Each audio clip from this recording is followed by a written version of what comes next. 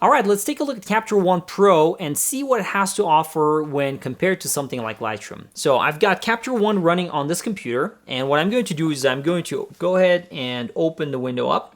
And the first thing I want to do is I want to talk about the interface and what you can do with the interface. Now, the nice and cool thing about Capture One is that you can actually customize the interface and do all kinds of things here, which you cannot do in Lightroom. So that's the first thing that you might find really useful and interesting, because here on the top, for example, you've got this navigational area here, and then you've got all these different features and functions within the software itself. So if you right click on this area, you can actually click customize, and you can add or remove objects that will make it easier for you to jump right into them. If I open one of these, then I can actually drag one of these into the interface. And at any point of time, if you feel like you want to go back, you can actually restore the default set. So this is one area where you can customize.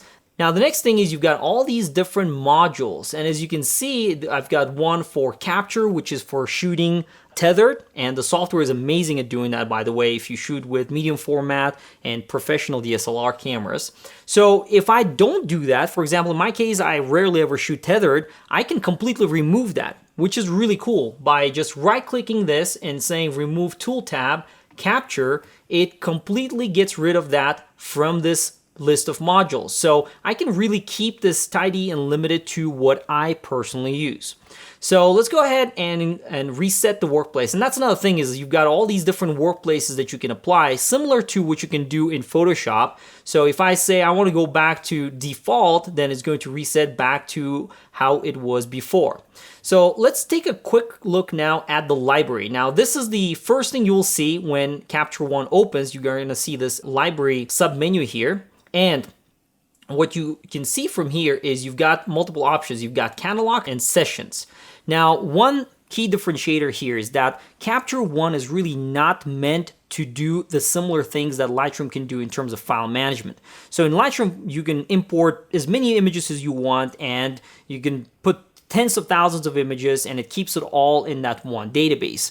On the other hand, the Capture One is really not designed to do the similar things. So you have these catalogs, and then you have sessions. And every time when you work on something new, when you import images, for example, you can create new sessions and catalogs. If I click on this plus sign, I've got this option to do either one. While you have some functionality for file management, it's really, like I said, not meant to compete with Lightroom's built-in functionality. It's really not as robust. But here I've got the ability, as you can see, I actually imported some images. There's 315 images that I imported from my hard drive into Capture One. And I actually have this folder view as well. So they're on the E drive photos. And what I can do now is I can click on these folders and it jumps right into this view. So by default, you're going to get this view. This is the image that is selected right now, and you can go through these different images by using the keyboard or the mouse, whichever way.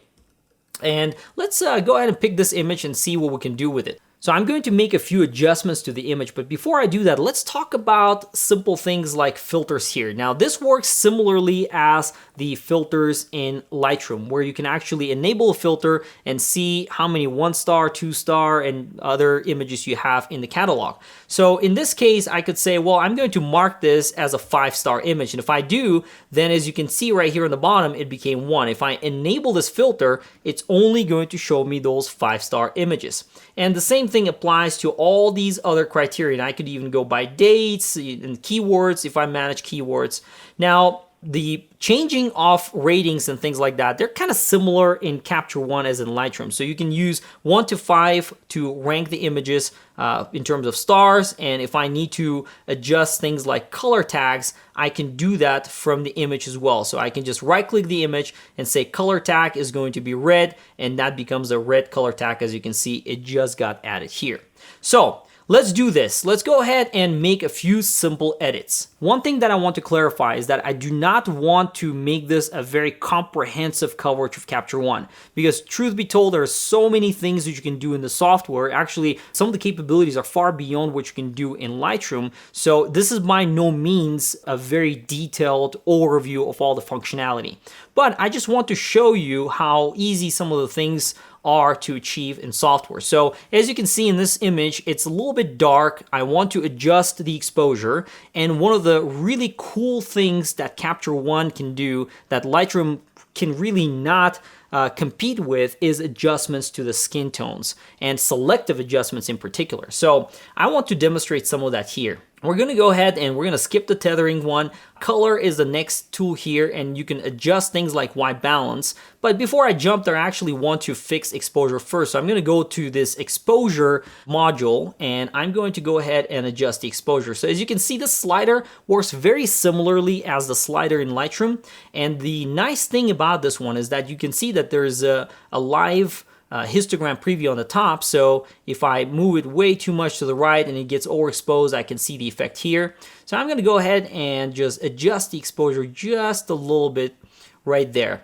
And you've got the other options, again, similar to Lightroom, where you can adjust the contrast, brightness. You can see the effect. I would play with these and see what they do. Sometimes it can be just a little less responsive compared to Lightroom, but other tools are actually super fast here and they're very slow in Lightroom. So another area is in Lightroom, you've got the highlight and shadow recovery. Here it's under high dynamic range. So if I want to, for example, try to recover the highlight areas, you can see that by moving to the right, I can recover those highlight details here. I'm gonna go ahead and now adjust a little bit of the shadow areas so that, as you can see on the bottom here, it was a little bit dark, so I'm gonna boost it up just a little bit. So, you know, just to get started, I think that's not bad. I'm not gonna worry about clarity and structure, because especially for facial features, that might not work very well. And also, they give you all these different other tools within Clarity, so you can use Punch, Neutral, Classic, which kind of give different effects to both the clarity and the structure sliders. So let's go ahead and go into the color module where I can demonstrate some of the amazing capabilities of this software. So here you've got the ICC profile. It's reading that it's a D800E. Under white balance, you've got multiple options. So first, I can set the Kelvin manually, and let's see, that's way too blue, so maybe just around here. And then you can also adjust the tint as you can in Lightroom. So that looks pretty good. Now let's go ahead and take a look at these three options here. We've got color balance, black and white, and color editor. Now these are similar to the HSL or the hue, saturation, and luminance features and black and white features that Lightroom offers. But there's so much cool stuff that you can do here that you cannot really do in Lightroom, and I'll demonstrate in a second. So first of all, this color balance is basically something that you can either apply to the master color. So if I start fiddling with this, as you can see, it actually changes the colors throughout the image. And this side is the intensity level, and this side is the color, different types of colors that I can apply. So I'm gonna go ahead and undo that. And then you can also go into the three-way. Now this works similar to the split toning because I've got the shadow, mid-tone, and highlight areas. So if I only wanted to adjust the highlight areas here, I can do that. So by increasing the intensity and then playing with these different colors, as you can see, I can actually change the look of the background. Now, I'm not gonna touch these too much. There's a lot of things you can do here, just like you can in Lightroom. The main cool feature here is the color editor, and that's something that I want to spend time on. So on the color editor here, you have three different tabs. You've got basic, advanced, and skin tone. And if I click on basic and click on this tool, I can actually pick any color that I want, and then it shows me the range of the colors that I selected, and I can adjust things like hue, saturation, lightness, and even the smoothness of how that gets applied. But the coolest feature that I really love here is the skin tone. So if I say, you know what, his face looks a little red, maybe I want to back it down a little bit in intensity, I can click on this pick skin tone correction, click on the area that I want to edit, and if I click on this view selected color range, as you can see, it's showing me what areas of the image are going to be impacted. So I've got some colors here that are going to be changed together with this skin tone. And that's really cool because I can actually do way more advanced stuff here than I can do in Lightroom. So if I say, you know what, I want to increase the smoothness and how that's going to get distributed, as you can see on the top, it's going to change that. So let's keep it there. And I could say, you know what, now I want to change the saturation levels, maybe desaturate it a little bit. And as I start desaturating it, as you can see, the effect is visible on the right side. I can go ahead and uncheck that, but that's something really cool because it allows you to isolate colors and see what specifically is going to be changed. So that's something that Lightroom I wish had, which it doesn't have. But the nice thing on top of that is that I can actually use this particular tool with a layers capability that Capture One has, and I'll demonstrate that in a second. So let's go ahead and make some changes here. I'm simply going to desaturate the skin just a little bit, and as you can see, I can actually pull these and I can expand that range. And if I say view selected color range and I start expanding that range, you can see more colors get selected. So this is really cool. I really love this feature right here. But let's go ahead and apply the changes only to his face and not to these areas. And that's something that you can actually do in the local adjustments tab. Now, this is something I really love about Capture One, something that Lightroom can come nowhere near to, because this allows you to make all the changes to the image without slowing things down. And that's the key. If you ever used Lightroom's adjustment brushes, they sometimes tend to be so slow. Once you start adding 1 or 2 layers, then things are just impossibly slow. And in this case, we're going to go ahead and create a new layer. And as you can see, I can just name it and I'll just call it face. And the adjustments that you can make on the layers, you can, by the way, make as many layers as you want. In this case, I only want to adjust the skin tone. So I'm going to go ahead and select face, and what you can do from here is you can, as you can see, the tool that's selected is pick skin color correction, which is really not going to do anything. So I want to draw a mask, and I'm going to select the right tool. And like in Lightroom, you can use the keyboard buttons to be able to increase the size or decrease the size here, but you can also click on here and you've got all these different options for size, hardness, and then different things like opacity and flow. So I'm going to go ahead and select this auto mask because that's one thing that I want to do is I want to paint this area and not paint anything else around it. So I'm going to go ahead and apply this brush just to his face. So let's go ahead and draw.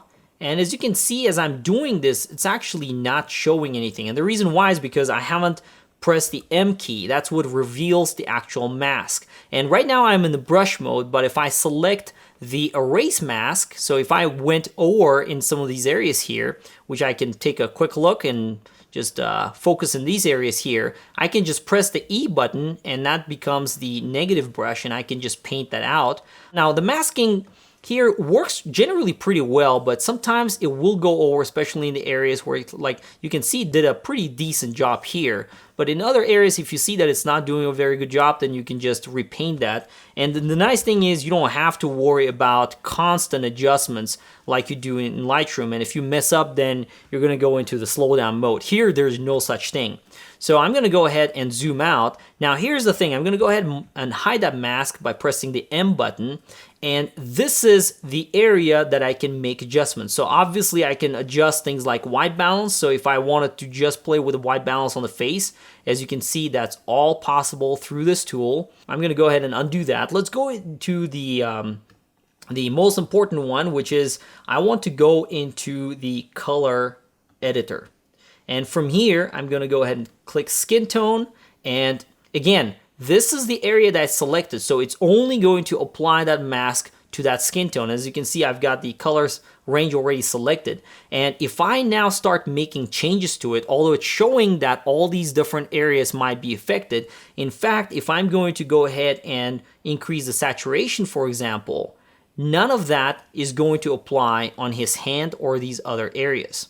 So that's a really powerful tool because it allows me to do very selective editing, and with all these capabilities, I can even if I do increase the range and say, you know what, I actually want to cover this whole area, no matter what color range I pick with this pick tool, I can still apply all these changes locally just to his face.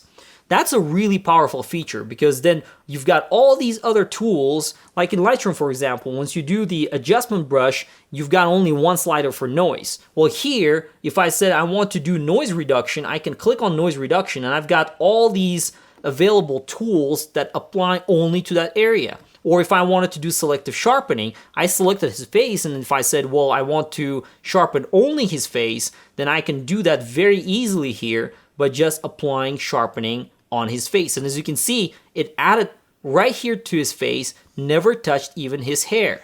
So that's something that is truly powerful in Capture One that you would be struggling to make similar changes in software like Lightroom.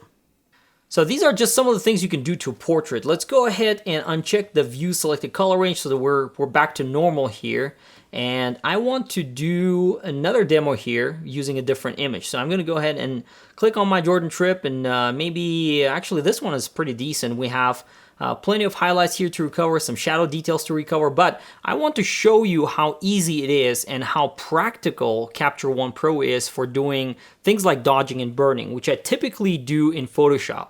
Now, what I'm going to do is, before we get there, I'm going to go ahead and click on exposure. Looks like I just want to maybe just boost up just a little bit of that exposure. I'm going to recover most of that sky by pushing that highlight to the right, and maybe just a little bit of the shadow details like that. So I could work further on this image, but I want to quickly show you some of these amazing adjustments that you can make to the image. So we're going to start with the local adjustments, and typically in Photoshop, I would fire up an image, then I would use my Wacom tablet here to make dodging and burning adjustments. So you can create two separate layers here. I'm going to call the first one dodge, and then press enter, create another one, call this one burn, and let's go ahead and select the brush. And with the brush, I can, like I showed you before, I can play with these different brush sizes and opacity levels. So let's keep that at 100 for opacity, and then hardness is down to 0. And what I'm going to do is I'm going to simply change the exposure, and let's just say we're going to up it up by 1/3 of a stop.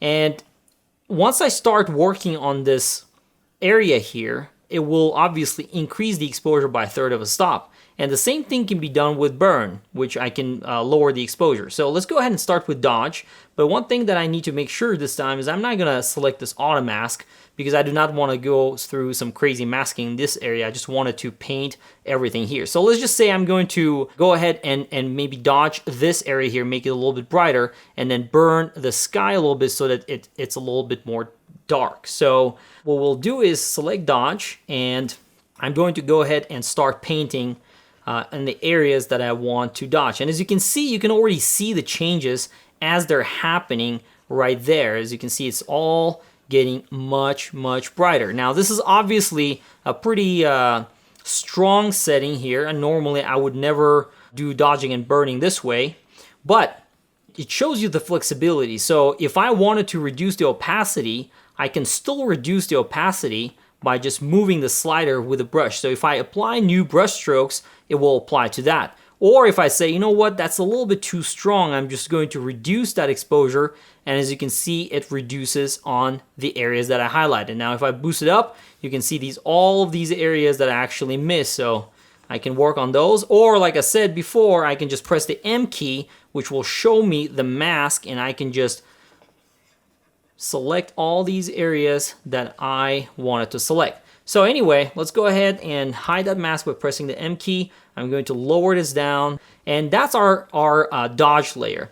Now, the nice thing about this is that I can actually say, you know what, I want to also maybe increase the clarity here, and I can just boost up the clarity there, maybe just give it a little bit more structure just for that area, and it obviously doesn't touch any of this stuff here. So let's go ahead and do the burn layer, and for this one, we're going to reduce the exposure, so maybe reduce it by 1/3 of a stop. And the same thing here, and this time I'm just going to maybe reduce the opacity so that I'm just applying a very thin layer, and as I start painting it, as you can see, it's getting just a little darker. And normally I would do very subtle changes instead of kind of a quick and dirty changes that I'm making here, but you get the idea. So, and if I start painting over, as you can see now, I'm actually painting over the previous mask, and you know, the more I do it, the stronger it's going to get, and that's because of it's applying a separate layer on top of the existing one. But the nice thing is, if I said, you know what, I want to go back and erase that, I can actually do the same thing and maybe reduce the opacity of that and start erasing certain layers. Here it's 100% opacity, but if I go to the brush and say, you know what, I'm just going to erase it just a little bit, I can still do that here. So, which is really cool. And the nice thing here is that I can do this all day, no problems. It's not going to slow down. In comparison, Lightroom would be a total disaster if I tried to do this and try to do some fine tuning and maybe go into these little areas. If I start zooming in and looking at all these areas, Lightroom just starts getting bogged down really quickly. Here, I have no concerns like that. So this is really nice. Now let's go ahead and hide that mask. And these are just very quick and dirty adjustments, like I said. But if I wanted to do separate masking, if I wanted to apply to certain areas, maybe take these mountains and make them less hazy, that is certainly something that Capture One Pro allows me to do, which is really, really nice. Another big advantage that Capture One Pro has compared to Lightroom is that you actually have a lot more options when it comes to working with different layers. So in Lightroom, you only have, when you select something like an adjustment brush, you only have certain selections, and that's really it. You have no other options. Everything else that you had on the bottom kind of disappears. So for example, for noise reduction, you only have a single slider. Now, the huge benefit of Capture One Pro compared to Lightroom is that you have a lot more masking and layer options. So here, if I said, well, what if I wanted to transform the sky a little bit, maybe add a little bit more saturation to it? Well, I could either work on this existing layer, maybe tweak the white balance, add a little bit more saturation, or I could say, I'm going to create a brand new layer and call it sky, or maybe saturation of the sky, whatever I want to name it. And then what I could do is I could copy. So by right-clicking on this layer, I could say copy mask from, burn, and boom, it just copied that mask. By pressing the M key, I can see that mask. It just copied that mask to the sky layer, which is really cool because from here, I can just play with the saturation layer. And as you can see, that sky is getting a lot more boost. So one thing to keep in mind is that this is really powerful because you could create as many layers as you want and do all kinds of tweaks to the image without ever even taking it to Photoshop, something that you cannot do in Lightroom. Now, like I said earlier, my intent is not to go and deep dive into Capture One Pro because there are so many different features of the software. In fact, there are more features that I find in Capture One compared to Lightroom. What I want to do though is I just wanted to give you a preview of what's available. And if you've been using Lightroom like me and you've never ever tried something like this, give it a try. I personally discovered so much that I'm truly amazed by all the possibilities of the software. In fact, I could see how a photographer could use just Capture One without having to resort to a Lightroom and Photoshop combination. For me personally, for example, if I photograph, when I do landscapes, if I need to edit the landscape images, I usually resort to using both Lightroom and Photoshop. I start in Lightroom, make some adjustments, then go into Photoshop and do all these tweaks to the images. When in fact, I could do that from one software package like Capture One. Because if I can do all these selective dodging and burning and other adjustments to the image, why not? Why not just use one software? So the appeal is definitely there. I would certainly encourage you to take a deeper look at Capture One. Give it a try. I installed a 30-day trial on this computer and do the same. See what it offers for you.